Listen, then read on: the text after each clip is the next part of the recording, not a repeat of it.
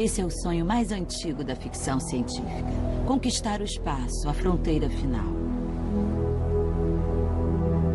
Enquanto gerações buscaram paraísos e maravilhas, escritores e produtores de ficção nos ofereceram cenas fantásticas da exploração humana e conquista do cosmos.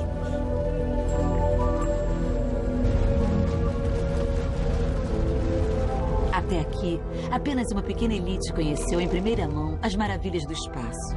Mas tudo isso está prestes a mudar. Os cientistas preveem que a viagem interestelar, o Warp Drive e mesmo a colonização planetária pode ocorrer e todos terão a chance de desbravar espaços jamais percorridos.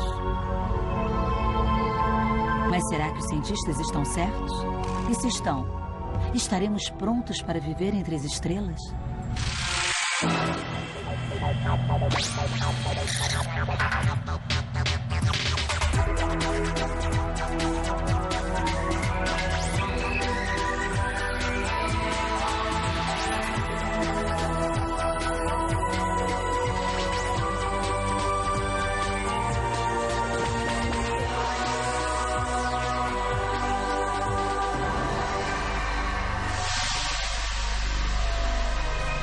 Poderemos alcançar as estrelas? Versão brasileira. Herbert Richards. Isso parece uma fantasia de ficção científica. Uma base lunar totalmente operacional.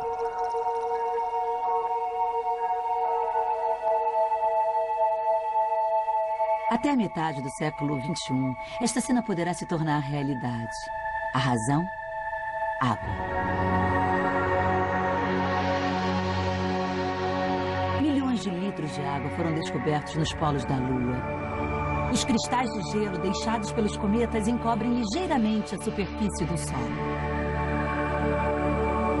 Uma vez recolhidos e derretidos, esses cristais de gelo irão produzir água bastante para sustentar uma colônia por centenas de anos. Mas a água lunar pode nos proporcionar uma outra coisa: energia. A água contém os dois elementos básicos do combustível de foguete, hidrogênio e oxigênio. E isso tornará a Lua uma futura plataforma para o homem conquistar o espaço.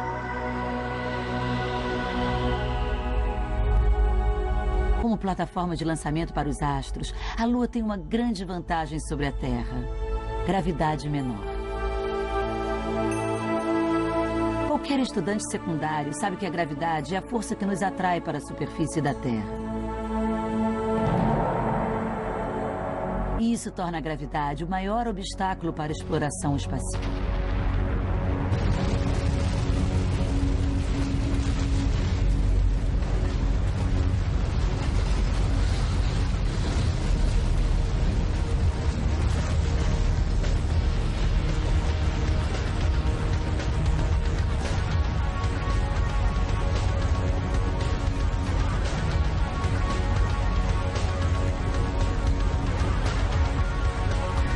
Para fugir da atração gravitacional da Terra, é preciso muita energia. Um impulso de milhões de toneladas de quilos por polegada quadrada.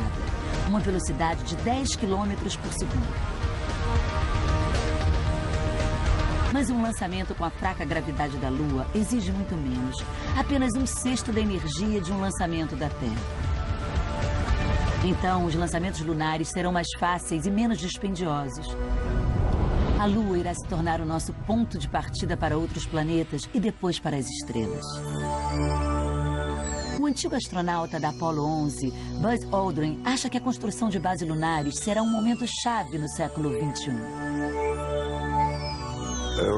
Por 2010, eu acredito que estaremos chegando a um ponto em que haverá uma intensa exploração da Lua e o consequente estabelecimento de 20, 30, 40 pessoas por lá. E eu acredito que nessa época, algumas pessoas poderão dizer: eu estava vivo e vi acontecer, e o quanto isso enriqueceu a minha vida pela oportunidade de vivenciar esses fatos e de ver acontecer. E eu me lembro quando o presidente incentivou a nação a fazer isso. Uma base lunar será o início de toda sorte de atividades espaciais. Será como uma empresa privada em órbita. Viagens de foguete entrando e saindo da Terra se tornarão um fato comum, mas quem viajaria neles?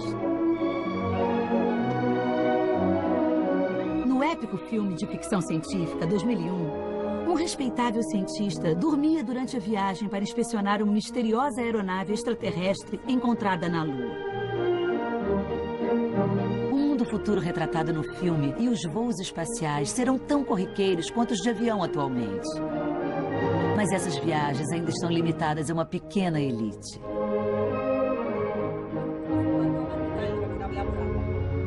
Na realidade, poderá chegar o dia em que todos poderemos desfrutar da emoção de uma viagem espacial. Essa é uma cena que pode estar mais próxima do que imaginamos.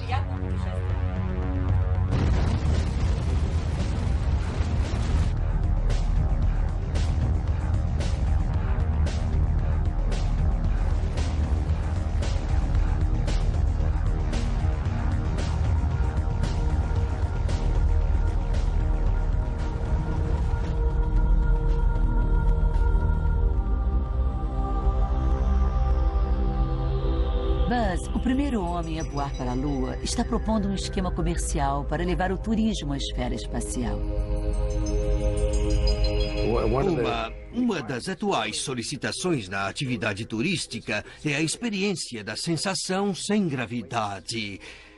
Essa é a razão de penetrar no espaço, conhecer um novo meio ambiente.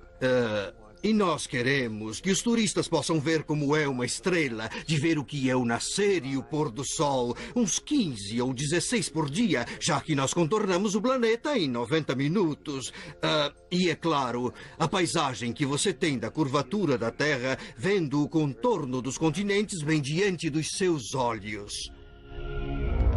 A gigante automobilística japonesa Kawasaki projetou um ônibus espacial com 50 lugares, possível de ser lançado dos aeroportos convencionais. E se a Shimizu Construction Corporation conseguir, hotéis espaciais como esse poderão estar em órbita no ano 2010.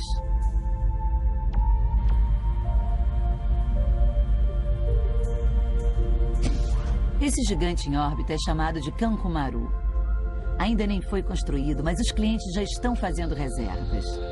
E por um ticket de apenas $20 mil, poderíamos desfrutar dessa paisagem por todo um fim de semana.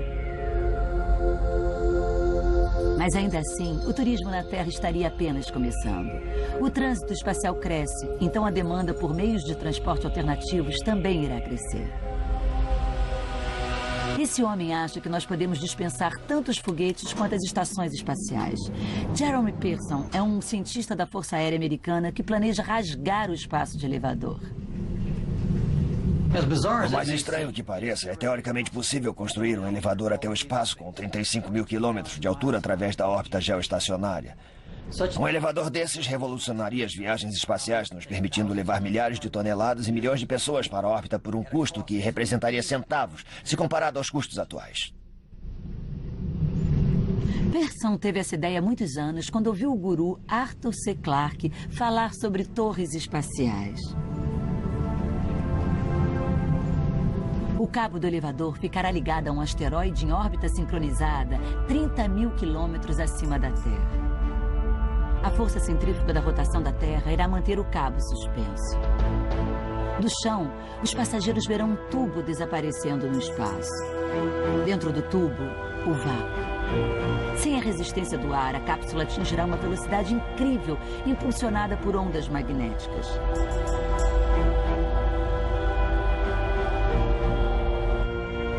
Para segurar a tensão, será usado um cabo de fibra de carbono com menos de 1 metro de espessura, fabricado com um revolucionário, mas ainda teórico processo, a nanotecnologia. O elevador seria apenas um primeiro passo. Nos levaria a um incrível passeio na órbita, mas não nos levaria às estrelas. Para isso, nós precisamos de uma revolução na propulsão das aeronaves. Isso nos leva à força fundamental do universo. A força que mantém o Sol ardendo. A fusão nuclear. A fusão ocorre quando o núcleo dos átomos do hidrogênio se ligam em altíssimas temperaturas. Essa ligação libera uma energia imensa. Energia o bastante para a viagem de 30 trilhões de quilômetros até a estrela mais próxima a nós, a Alfa do Centauro. Engenheiro aerodinâmico Robert Zubrin. Com as reações da fusão, poderemos fabricar foguetes com uma velocidade de exaustão que nos permitirá chegar a 10% da velocidade da luz.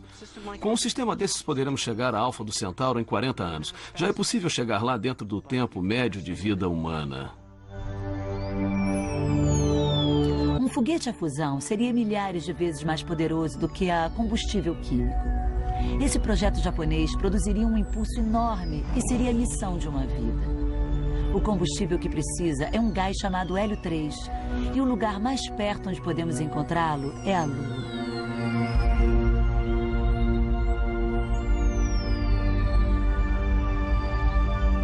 Existe muito gás hélio 3 preso na superfície da Lua para o lançamento de foguetes por séculos. Mais uma vez, a Lua se torna um ponto de abastecimento. Essa é a era das aeronaves movidas à fusão. Em 200 ou 300 anos, nós devemos ter a energia e a propulsão necessária para mandar uma tripulação numa viagem direta de 10, 20 ou 30 anos para a nossa estrela mais próxima, a Alfa do Centauro, para ver como é, e ainda poderemos trazer essas pessoas de volta durante o seu tempo de vida.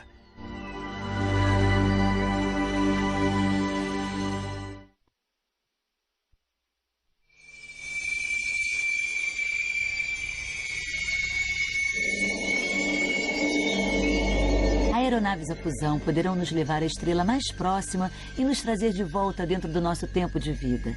Mas a viagem pelo espaço é estritamente só de ida. Essas viagens demoram tanto que a tripulação talvez jamais volte a ver a Terra ou seus entes queridos. Fizemos nossas experiências de animais inferiores, ratos e cachorros. Nunca trabalhamos com seres humanos. Tivemos muitas dificuldades. Muitas experiências foram feitas, mas nós descobrimos uma irreparável lesão celular causada pelo congelamento e descongelamento de animais. Então, essa ideia continua um sonho.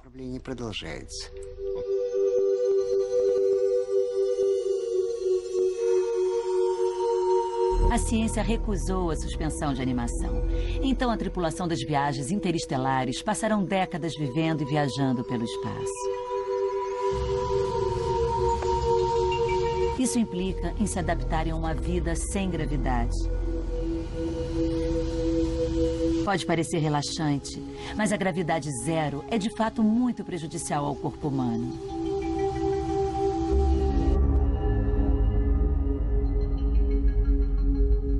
O recorde de maior tempo no espaço é de um cosmonauta russo que passou 15 meses a bordo da Estação Espacial Mir. Até fazer sua épica viagem, ninguém sabia se um homem sobreviveria longos períodos no espaço. O nome do cosmonauta é Valery Polyakov. Se nós não fizermos intensos e regulares exercícios físicos, logo, em uma semana ou duas, você pode se transformar num trapo humano. O coração desacelera, as artérias enfraquecem, os músculos atrofiam e há o risco de uma atrofia total. Os sais são lavados da estrutura óssea.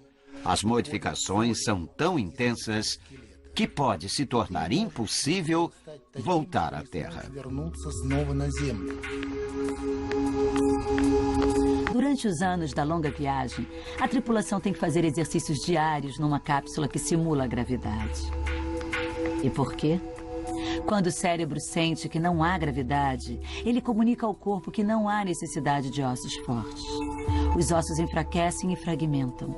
Em consequência, eles começam a morrer. No momento em que uma pessoa entra num ambiente sem gravidade, ocorre uma resposta imediata dos ossos. Eles percebem a ausência de peso, percebem que a pessoa não mais terá que andar nesse planeta e, nesse momento, os ossos começam a perder o cálcio.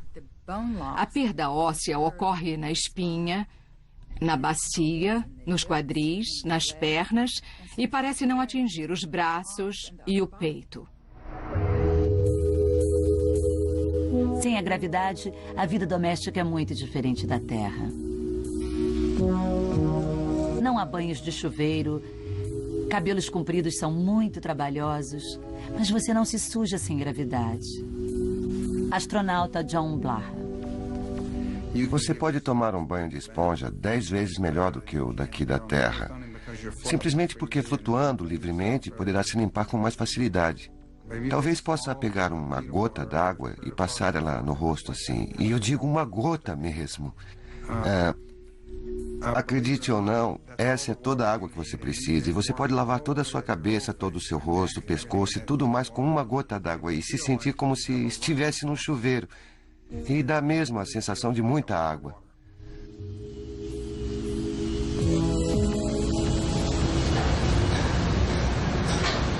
Mas como produzir ar e água o bastante para a tripulação da aeronave enquanto viajam para as estrelas? O chefe do programa de apoio das condições vitais da NASA é Don Henniger. O objetivo dos sistemas para a manutenção da vida que estamos desenvolvendo agora para as missões mais longas é o de copiar as funções que a Terra produz em termos de manter a vida humana. Entretanto, num sistema de base espacial móvel, temos que tentar duplicar todas aquelas funções em alguma coisa que se restringe ao tamanho de um ônibus. E esse é o verdadeiro desafio, reproduzir alguma coisa em proporções bem menores. Para viver no espaço, é necessário um sistema que gere o oxigênio, absorva o dióxido de carbono e produza água. As plantas fazem isso. Então, Henniger pretende transformar os astronautas em jardineiros.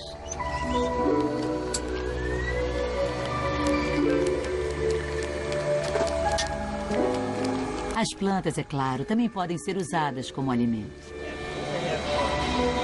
Numa longa missão espacial, a falta de estoque na tripulação faz das plantas o alimento que vão comer.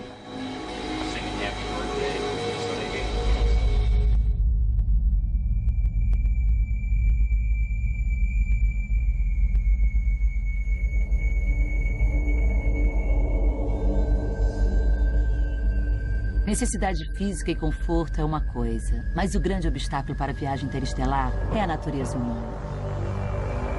Em confinamento, o antagonismo pessoal pode arruinar toda uma missão. Mas que tipo de pessoa optaria por abandonar seus entes queridos e viajar para as estrelas? O homem mais diretamente envolvido na escolha dos cosmonautas russos é o psicólogo Oleg Hilman.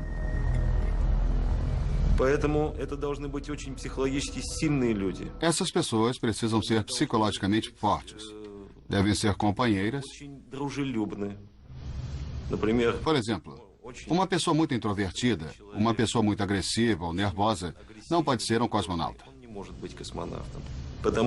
Nem todos podem suportar ficar trancados no espaço com as mesmas pessoas por muito tempo, talvez anos. Então, o mais importante é que eles devem amar os outros seres humanos. Amar, ter capacidade de compreender e conviver com os outros.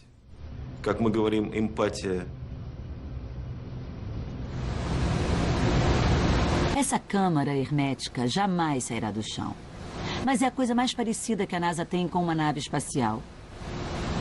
Pelo menos ela cria a sensação de isolamento e confinamento que os membros da tripulação irão enfrentar a bordo de uma nave interestelar.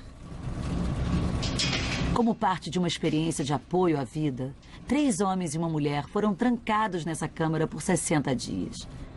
Eles respiram ar reciclado, bebem água reciclada e aprendem muito sobre vida comunitária em espaços confinados. Uma das voluntárias foi Karen Mears. Uma das coisas que nós aprendemos durante o teste é que se você está fazendo uma longa viagem espacial, vai precisar ter privacidade.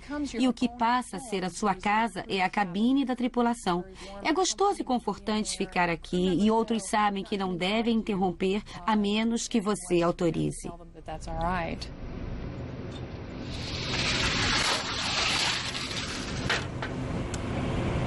Sinais de vídeo particulares para familiares e amigos foram muito importantes para a tripulação durante esse teste.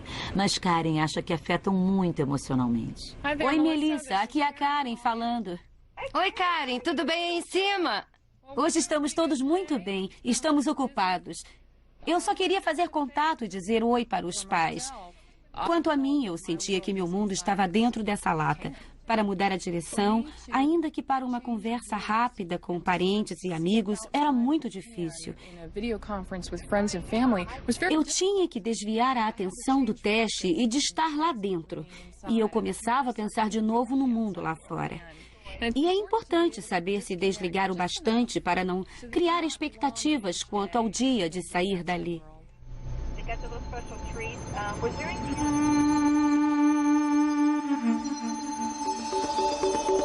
O isolamento total e o afastamento das viagens espaciais irão afetar pessoas diferentes e de formas diferentes. Em 2001, uma mensagem de feliz aniversário significa pouco para Frank Poole a bordo da Discovery 1. All the best, son. Happy birthday to you. Happy birthday to you. Happy birthday, dear Frank. Happy birthday to you. E para ele, a Terra parece irrelevante. Feliz aniversário, Frank. Obrigado, Hall. Menos alvoroço, por favor.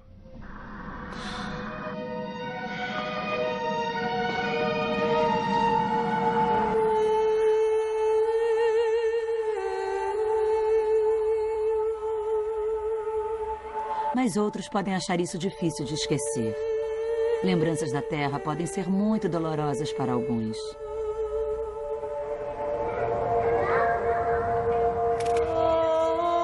Uma viagem para as estrelas envolveria um grande ajuste psicológico. Astronauta John Blaha. Cada membro da tripulação terá que aceitar o fato de que pode nunca mais voltar, entre aspas, para casa. A nova casa deles é o veículo espacial em que estão, e a nova família deles são aquelas pessoas que estão no veículo com eles. E eu acho que isso é apenas um ajuste psicológico que cada membro da tripulação terá que fazer.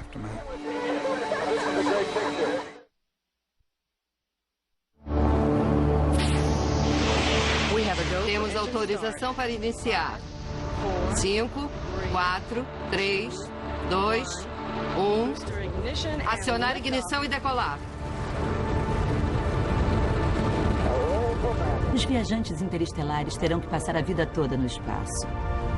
O foguete percorre 30 km por segundo. Mas mesmo a essa velocidade, para chegar à estrela mais próxima, Alfa do Centauro, nós levaríamos 900 anos. As distâncias no espaço estão muito além da nossa compreensão. O físico e autor Charles Sheffield. Imagine que tivéssemos um ótimo sistema de transporte e que pudéssemos chegar à Lua em 1 minuto. E todos no programa espacial babariam com um sistema desses. Então, com esse mesmo sistema, nós levaríamos 190 anos para chegar à Alfa do Centauro. E para esse sistema nos levar ao centro da nossa própria galáxia, ele levaria uns 2 milhões de anos. Então, uma vez estando no espaço, a distância e o tempo aumentam, não apenas um pouco, mas demasiadamente.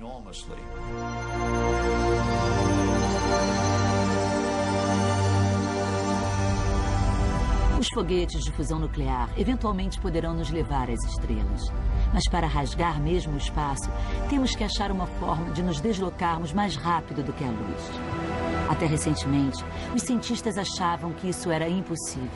Hoje, não estão tão certos. Achar uma forma de navegar com a velocidade da luz é um dos objetivos do novo programa da NASA dos limites de propulsão física, liderado por Mark Millett. Eu vou demonstrar como os foguetes funcionam. Eles carregam propulsores, e quando esses propulsores são descarregados, o foguete é empurrado na direção contrária.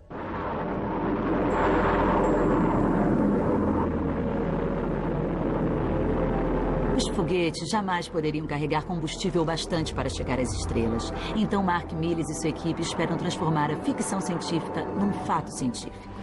O objetivo do programa, o verdadeiro sonho, é achar uma forma de lançar uma aeronave sem propulsores, ver se conseguimos ir mais rápido que a luz, se isso for possível.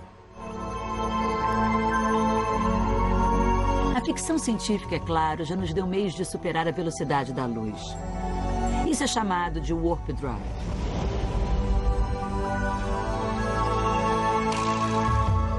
Na realidade, a lei da relatividade de Einstein exclui essa possibilidade porque isso requer uma infinita soma de energia.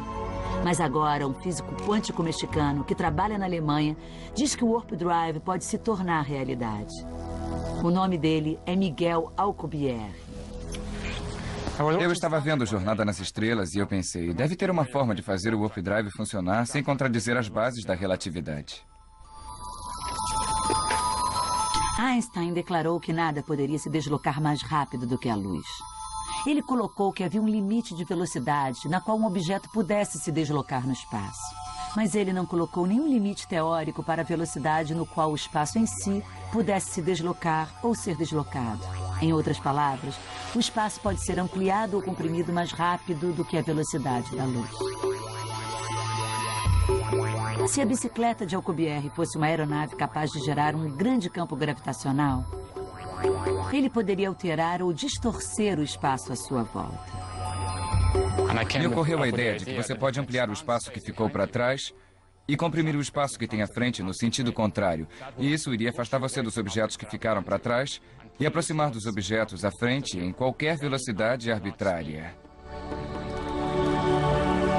Dentro de um campo de proteção gravitacional gerado pela aeronave, Alcubierre viajaria mais lento do que a velocidade da luz. Mas o Warp Drive impulsionaria a bolha mais rápido do que a luz, tremeluzindo e distorcendo o espaço à sua volta. Provocando uma distorção no espaço, nós podemos nos deslocar mais rápido do que a luz, sem quebrar as leis da relatividade de Einstein.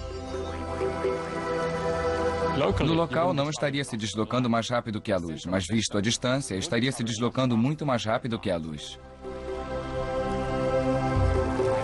Os cálculos de Alcubierre confirmam que a teoria é um fato, mas permanecem dois grandes obstáculos.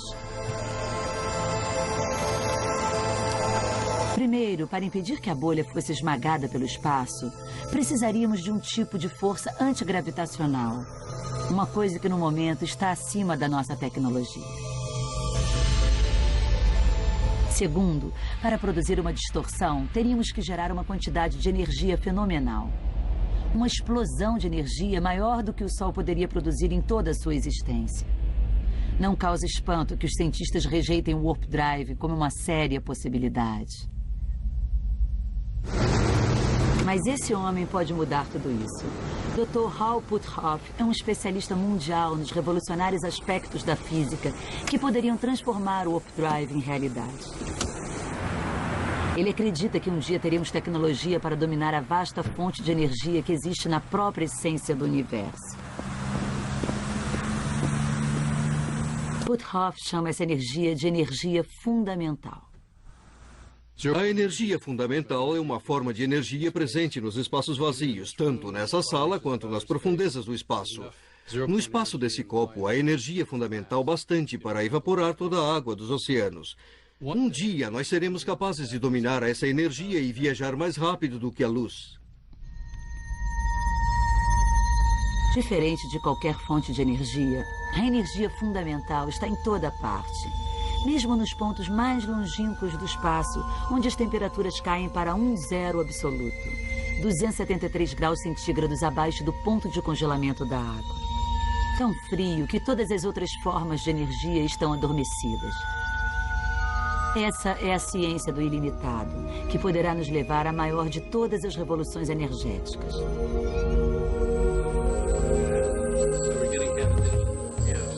Em seu laboratório, Puthoff já consegue concentrar pequenas quantidades de energia fundamental.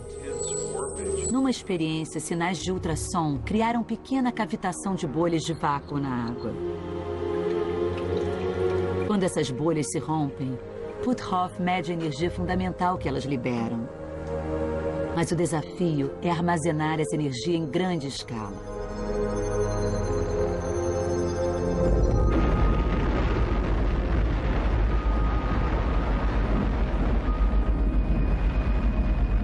No momento, a energia mais potente que nós temos é a energia nuclear. Na fissão nuclear, o núcleo de um átomo se rompe, liberando energia. Na fusão nuclear, dois núcleos diferentes se ligam em altíssimas temperaturas. Mas a energia fundamental é a energia que mantém os átomos ligados. Se pudermos de alguma forma isolar um átomo dessa energia, ele irá implodir. E a explosão fará com que a bomba atômica pareça fogos de artifício.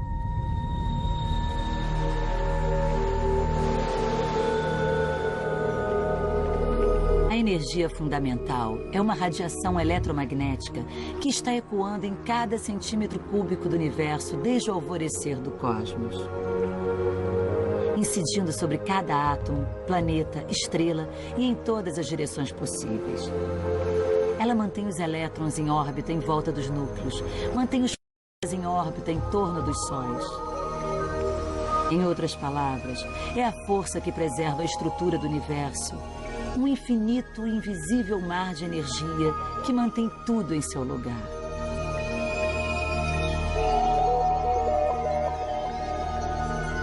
Quando se trata de propulsão, nós temos aqui uma grande revolução em potencial. Diferente dos foguetes químicos ou dos nucleares.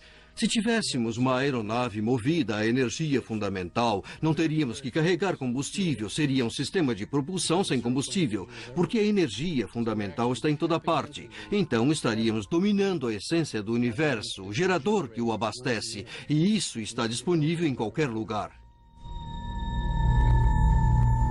Usando essa limitada fonte de energia, talvez um dia nós possamos até tornar o Warp Drive possível.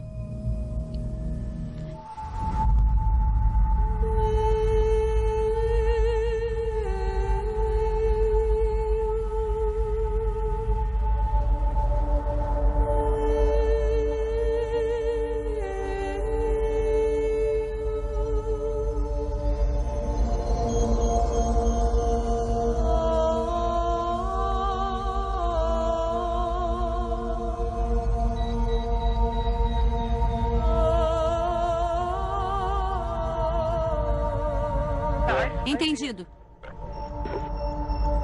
Está inativo. Melhor do que qualquer SJ. Mantenha os instrumentos de voo. Atenção, eu ouvi ele dizer iniciar lançamento. Entendido. Tudo bem no radar. Aqui tudo bem no radar. Eles vão descer para 20. Em 2, 10 está ótimo. Atenção, tripulação. Preparar para aterrissagem.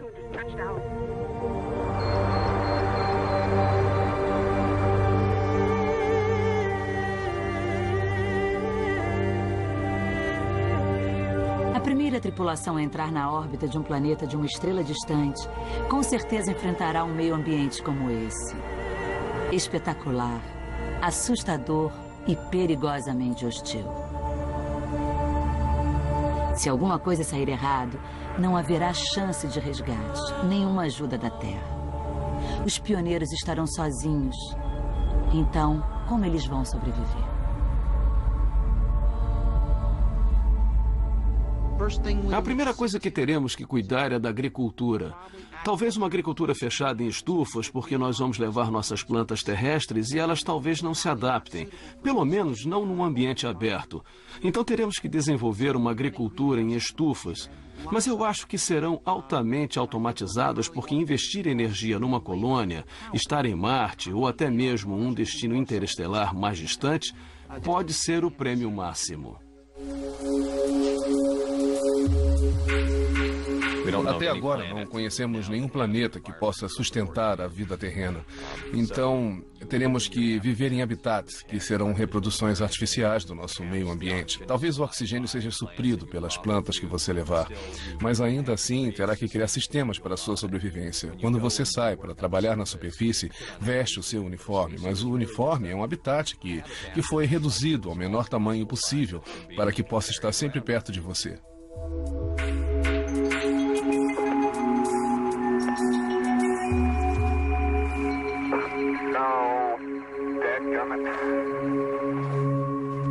As roupas do futuro serão muito melhores do que aquelas usadas pelos astronautas da Apollo.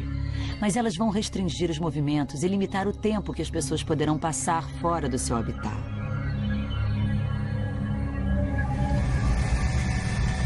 Mas talvez no futuro, os colonizadores do espaço irão desenvolver tecnologias que os libertem dessas roupas.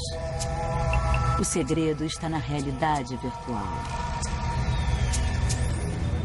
De dentro da segurança da base, tudo o que um operador precisará fazer é sentar numa cadeira que pode sentir o seu corpo, colocar luvas especiais que transmitem com precisão os movimentos das mãos e dedos e colocar um capacete de realidade virtual na cabeça. A partir desse momento, ele se torna a inteligência que anima o robô na superfície de um planeta distante. Iniciar. Será como estar lá pessoalmente. Ele irá ver e sentir exatamente como o robô. O robô se tornará seus olhos, ouvidos e corpo. A NASA já construiu um protótipo. Seu nome é DART.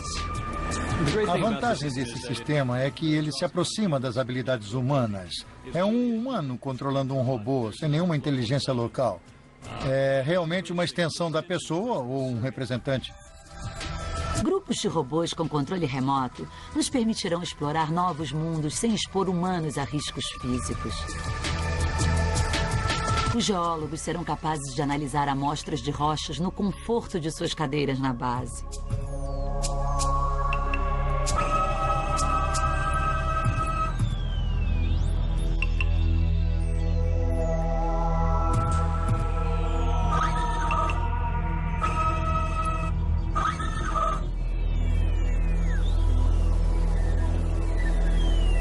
Com o tempo, os pioneiros construirão uma base permanente. Vão explorar os minerais locais para produzir alumínio e plástico.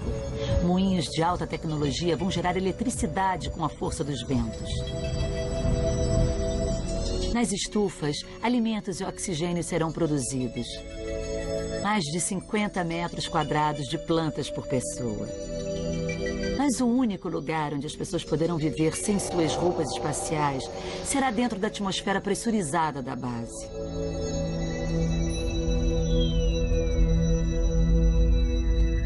Esse é o eterno sonho da ficção científica. Encontrar mundos habitáveis e prósperos no espaço. Eles devem existir, mas os astrofísicos acreditam que a maioria dos planetas seja assim. Estéril e congelado. Mas assumindo o controle climático do planeta, os cientistas poderão criar condições em que a vida desabroche. Eles chamam isso de formação de terra. E o primeiro alvo, Marte. A formação de Terra em Marte não vai nos dar apenas um planeta. Isso vai nos dar vários, porque vamos estar aprendendo a técnica da engenharia planetária. E colonizadores humanos irão chegar nesses planetas com basicamente todo o equipamento e técnica para a formação de terra. Então, terão condições de ter uma ampla visão dos planetas e transformá-los em habitáveis.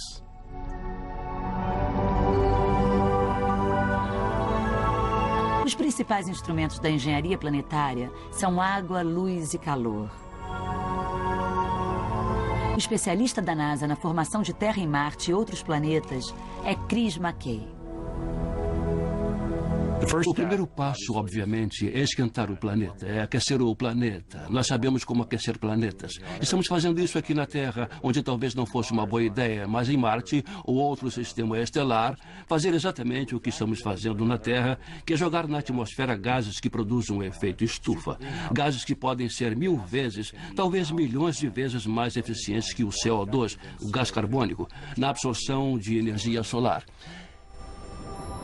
É como jogar um cobertor sobre o planeta. Ele absorve o calor. Esse seria o primeiro passo. E depois viria a fase de administrar o consequente degelo do planeta. Retirar a água e o CO2 das curvaturas polares e devolver o oxigênio para a atmosfera.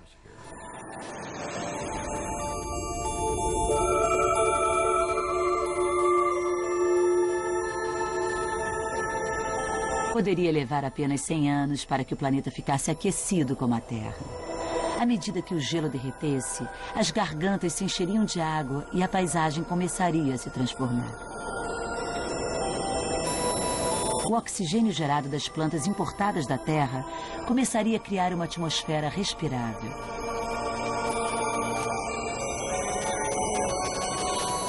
Uma coisa boa nas plantas, é claro, é que, de certa forma, elas são máquinas autorreprodutoras e se adaptaram durante esses milhões de anos de evolução a absorver o gás carbônico e liberar o oxigênio. Esse é o objetivo da vida delas e se especializaram durante o processo evolutivo a fazerem isso. Uma vez iniciada, a formação de terra levaria milhares de anos para obter uma biosfera totalmente formada. Mas mesmo assim, criar uma duplicata da Terra pode ser mais rápido do que a busca por mundos habitáveis em algum lugar do espaço.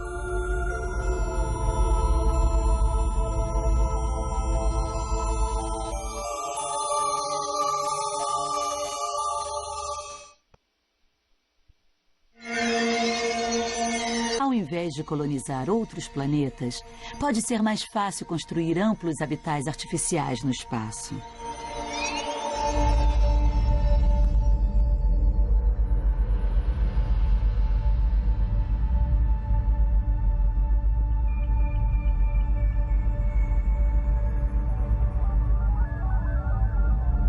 Apenas imagine o seu bairro enrolado num cilindro e lançado na órbita do espaço. Essa é a visão de um cientista da NASA e da autoridade máxima em colônias espaciais, Al Globus. Todos que estudam colônias em órbitas têm suas preferências. Pessoalmente, eu prefiro uma comunidade com 10 mil. É um bom número. Você pode conhecer todo mundo, mas sempre tem alguém que você não conhece tão bem. Eu prefiro a colônia cilíndrica, com uns 3 quilômetros em cada direção. Eu faria algo parecido com a nossa Santa Cruz daqui, que me parece uma comunidade bastante aceitável. Ela tem todo o tipo de empresas, estruturas de apoio, uma economia viável e tudo o mais. E eu gostaria de pegar esse pedaço de terra e enrolar num cilindro e lançar em órbita. Lá dentro você iria querer ter um belo lugar para viver. Você iria querer ter casas, árvores e animais e talvez um riacho. Quem sabe um laguinho. Eu gostaria de uma máquina de ondas para que eu pudesse surfar. Existem muitas coisas diferentes que se podem fazer. Por ser um meio ambiente controlado, as chuvas viriam com sprinklers. Poderia ter um esfumaçador que produzisse nevoeiro caso gostasse de nevoeiro. A luz poderia ser artificial e podem ser colocadas onde a gente bem entender. Então você pode ter alguma coisa que eu chamaria de arte climática. Programar os esfumaçadores, os sprinklers e as luzes para que produzam um belo efeito atmosférico. Podemos até imaginar artistas climáticos indo de colônia em colônia com projetos de decoração.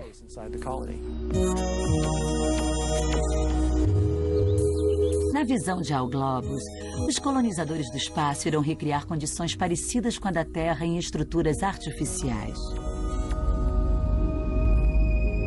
Mas uma vez no espaço, nós vamos viver em incontáveis ambientes diferentes e então poderemos evoluir de várias maneiras diferentes. Por exemplo, deixar a Terra pode alterar o corpo humano tão profundamente quanto alterou o dos nossos ancestrais, os peixes, quando decidiram abandonar o mar para uma vida nova em terra firme. E com a tecnologia ciborgue, poderemos até acelerar esse processo. Na verdade, nós nunca vimos como um ser humano pode ficar se for gerado, nascido e criado sem gravidade. Podemos ver as pessoas flutuando e suas pernas parecerem apêndices inúteis. Mas e se elas fossem eliminadas? Obviamente não sentiriam falta. Talvez pudesse evoluir para um outro par de braços que seria mais útil num ambiente sem gravidade. Não haveria nenhuma sensação de estar fazendo alguma coisa fora do normal. Porque tudo é fora do normal. É fora do normal desde o início.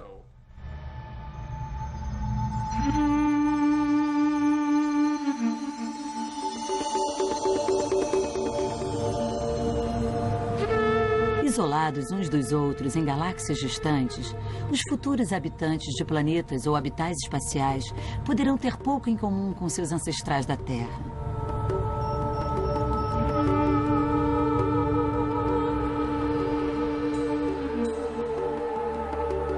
A primeira expedição estelar poderá levar imagens em vídeo dos entes queridos que deixaram para trás. Mas essas imagens de casa vão significar pouco para os seus descendentes.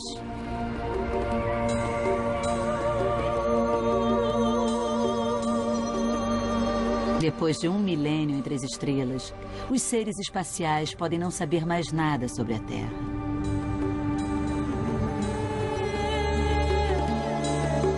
Talvez por isso, o homem que passou mais tempo no espaço declara: não devemos cortar nossos laços com o planeta mãe. Polyakov acredita que a essência da nossa humanidade dependa fundamentalmente da preservação dos nossos laços com o planeta que nos deu vida.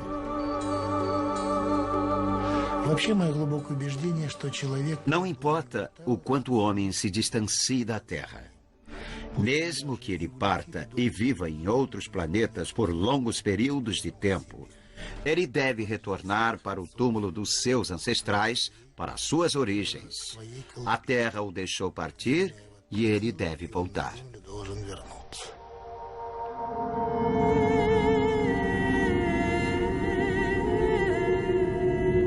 Mas se uma raça de humanos nascidos nas estrelas voltar com seus corpos adaptados e suas mentes galácticas, poderá sobreviver no planeta mãe? Será que essa raça se reajustaria de fato ou teria se tornado extraterrestre?